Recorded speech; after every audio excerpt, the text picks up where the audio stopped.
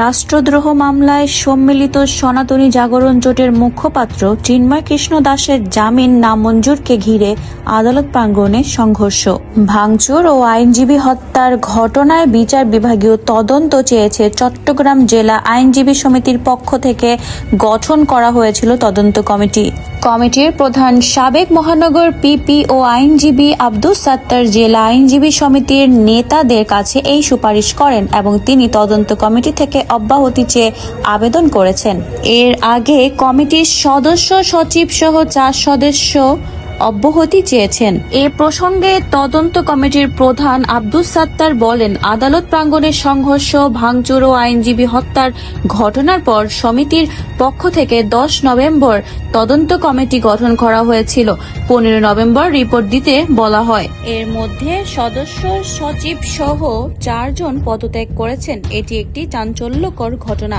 এই ঘটনায় ইতোমধ্যে 7টি মামলা হয়েছে। এই ঘটনায় সরকারি কর্মকর্তা কর্মচারী জড়িত থাকতে পারে। পুলিশের মাইক দিয়ে প্রিজন ভ্যানে থাকা অবস্থায় চিন্ময় বক্তব্য দিয়েছিলেন। 1 ঘন্টার মধ্যে মামলার নকল নেওয়ার ঘটনাও ঘটেছে। এমন অবস্থায় এই ঘটনা সাধারণ কেউ তদন্ত করলে হবে বলে মনে করছি না।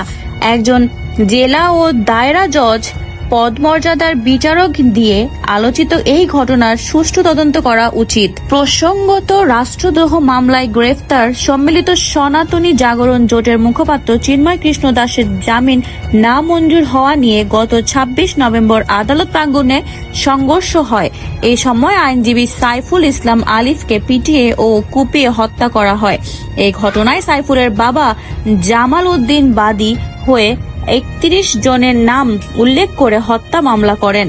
এছাড়াও পুলিশের উপর হামলা, কাজে বাধা দান এবং আইনজীবী ও বিচার প্রার্থীদের উপর হামলা ও ককটেল বিস্ফোরণের ঘটনায় আরও 6টি মামলা দায়ের করা হয়। আইনজীবী সাইফুল ইসলাম আলিফ খুনের ঘটনায় এই পর্যন্ত পুলিশ 11 জনকে গ্রেফতার করেছে। এর মধ্যে চন্দন দাস, রিপন দাস ও রাজীব ভট্টাচার্য নামের 3 আসামি আদালতে স্বীকারোক্তিমূলক জবানবন্দি দিয়েছেন।